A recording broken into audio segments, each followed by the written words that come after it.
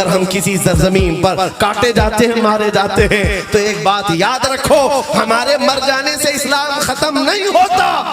दोस्तों अस्सलाम वालेकुम, कैसे हैं आप लोग। उम्मीद करता हूं अल्लाह की जात से आप लोग अच्छे होंगे। अल्लाह आप लोगों को हमेशा खुश रखे, आबाद रखे।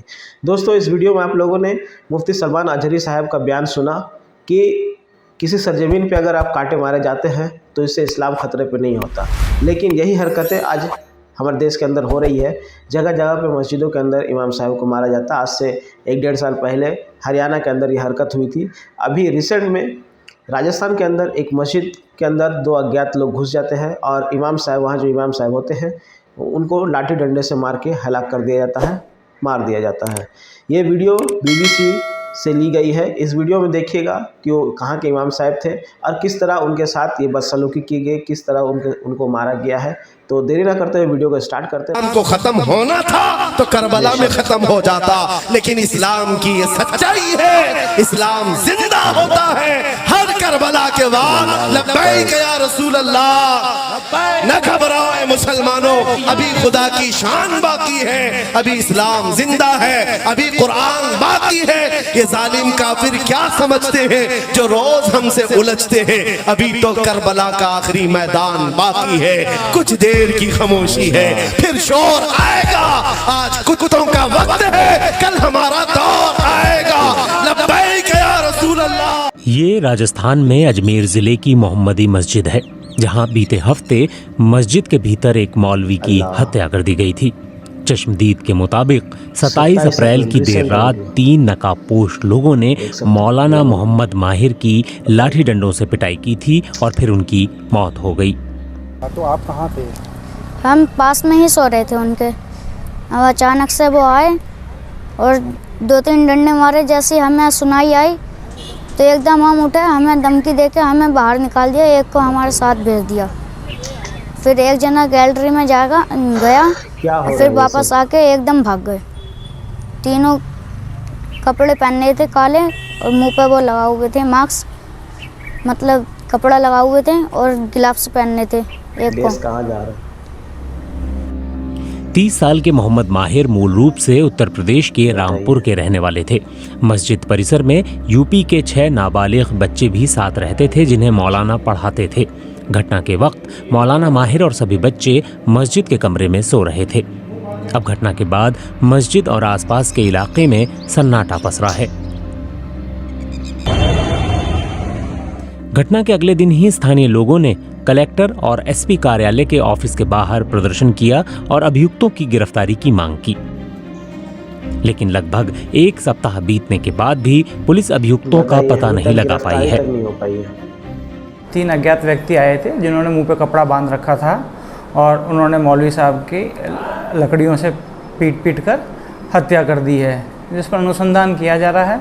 थाने पर प्रकरण दर्ज है। मौके पर FSL टीम को बुलाया, डॉग स्क्वाड को भी बुलाया गया था और अभी उक्त प्रकरण में अनुसंधान किया जा रहा है। अभी तक कोई गिरफ्तारी नहीं हुई है। स्थानीय लोग बताते हैं कि उनकी जानकारी में मौलाना का किसी से कोई झगड़ा नहीं था और हर कोई इस घटना से हैरान है। जी, मौलाना साहब का व्यवहार एकदम सुशील, एकदम सलाहियत वाला था और किसी को परेशान नहीं किया करते थे। अपने काम से काम रखा करते थे, चाहे हिंदू हो या मुस्लिम, मतलब सबसे एक अच्छे तरीके से व्यवहार करते थे। अच्छा व्यवहार वाला, कोई दिक्कत परेशानी वाली बात नहीं थी। कभी हमारे यहाँ तो कोई धमकी की वाली बात नहीं बताई और ना घर वालों को बताई। और ऐसी बात जो कुछ भी हुआ यहीं हुआ और हमारी कोई दुश्मनी नहीं है। गांव में थोड़े से आदमी हैं और हम गंगा किनारे रहते हैं। बहुत खुशहाल हमारा गांव है। आसिफ खान मोहम्मदी मस्जिद की देखरेख करते हैं। उनका दावा है कि मस्जिद उनकी निजी जमीन पर बनी है। नहीं सर, उन्होंने पहले ये कहा था कि आसिफ भाई देखिए मुझे सब परेशान कर रहे हैं लोग बाग, तो अगर आप कहोगे तो मैं चले जाऊंगा। मैंने भाई मैं तो कह नहीं रहे आपसे आप चले जाओगे, आप रहिएगा जब तक आप रह सकते हैं। कहले ठीक है। कहले मुझे गरीब नवाज से लगाव है, मुझे पैसों से कोई मतलब नहीं है। गरीब नवाज को ज़्यादा मानते थे, गरीब नवाज से होते और बहुत शरीफ, निहायत शरीफ आदमी। बता रहा शरीफ आदमी। क्या जिक्र किया उन्होंने भाई ये कहा था कि भाई अब लोग बाग मेरे ऊपर उंगलियां उठाते हैं, क्योंकि यहाँ पे मदरसे में बैठ के कुछ कहते थे मुसल्ले पे, जो हमारे धर्म के बारे में बात है, उसके ऊपर लोग ऑब्जेक्शन करते हैं कि मौलवी साहब ये बोल रहे हैं, वो बोल रहे हैं।